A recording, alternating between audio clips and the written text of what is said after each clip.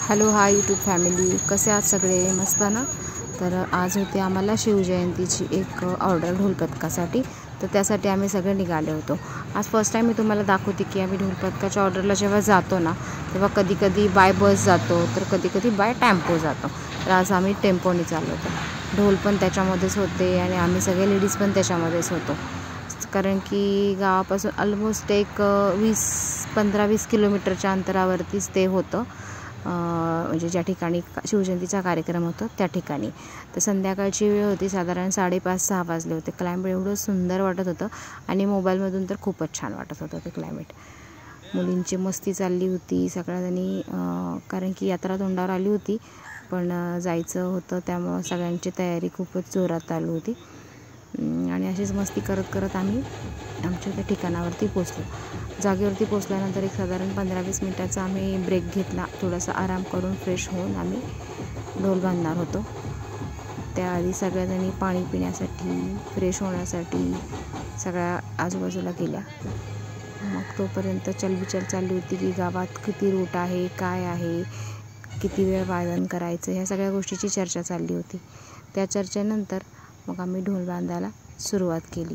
ढोल बांधण्या अगोदर कोणी कोल्ड्रिंक घेतलं, कोणी पाणी पिलं, कोणी फोटोग्राफी करत होतं, मुलं ड्रेस चेंज करत होती। हा आहे आमच्या ढोलपथकाचा फ्लेक्स। सो तुम्ही तुमच्या गावाला कोणत्याही जर काही कार्यक्रम असेल, रामनवमी, शिवजयंती, गणपती उत्सव, नवरात्र उत्सव, असे वेगवेगळ्या प्रकारचे कार्यक्रम असतात ज्यासाठी तुम्हाला ढोलपथकाची किंवा आमच्यासारख्या ग्रुपची गरज असते, तेव्हा तुम्ही नक्की आम्हाला कॉन्टॅक्ट करू शकता। सो मग असं सगळ्या गोष्टी होत चाललेल्या होत्या। त्याच्यानंतर आम्ही ढोल बांधायला सुरुवात केली। ढोल बांधताना काही जणींना ढोल बांधण्यासाठी मदत लागते, तर काही जणी एकट्या त्यांच्या त्या ढोल बांधू शकतात, कारण की जशी जशी सवय होते ना तसं तसं त्यांना आपापली कामं करता येतात। नुकत्याच ज्या जॉईन झालेल्या लेडीज आहेत त्यांना ढोल बांधायला थोडासा त्रास होतो, मग त्यावेळेस त्या एकमेकींना हेल्प करतात। पण जेव्हा त्या मुली साधारण 1-2-3 वर्ष सलग येतात त्यावेळेस त्यांना मदतीची गरज लागत नाही। सो अशा प्रकारे आम्ही ढोल बांधून घेतला आणि आम्ही रांगेत उभे राहून आमच्या पोझिशन घेऊन आम्ही आमच्या वादनासाठी सुरुवात करायला रेडी राहिलो। मी तुम्हाला माझ्या व्हिडिओच्या शॉर्ट्समध्ये तुम्ही माझे या वादनाचे जे प्रकार आहेत, चाली आहेत, ते तुम्ही नक्की बघू शकता आणि त्या तुम्हाला आवडल्या तर नक्की लाईक करा, कमेंट करा, शेअर करा। अशा प्रकारे हळूहळू फटाकेबाजी, बाकी त्यांचा DJ होता, बऱ्याचशा गोष्टी त्यांनी त्यांच्या मिरवणुकीमध्ये इन्व्हॉल्व केल्या होत्या। अशा करत करत आम्ही मिरवणूक आमची एका चौकापासून दुसऱ्या चौकापर्यंत घेऊन गेलो।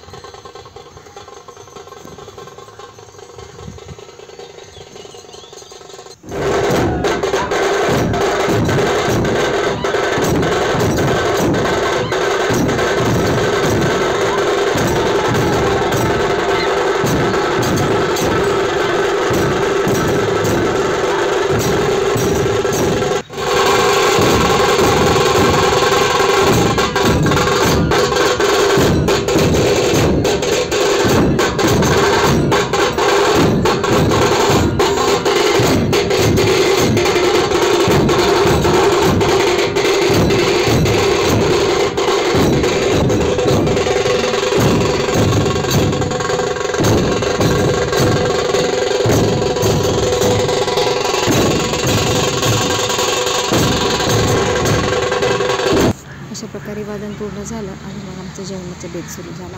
जेवणासाठी आज एकदम घरगुती जेवण होतं, चपाती, वरण, भात, सुक्का बटाटा, अशा प्रकारचं छानसं सिंपलचं जेवण होतं। कारण की प्रत्येक वेळेस असं कार्यक्रमाला गेलं ना की थोडंसं हेवी जेवण होतं, पण यावेळेस हेवी जेवण नव्हतं, एकदम सुटसुटीत घरगुती बनवलेलं जेवण होतं, त्यामुळे खूप छान वाटलं।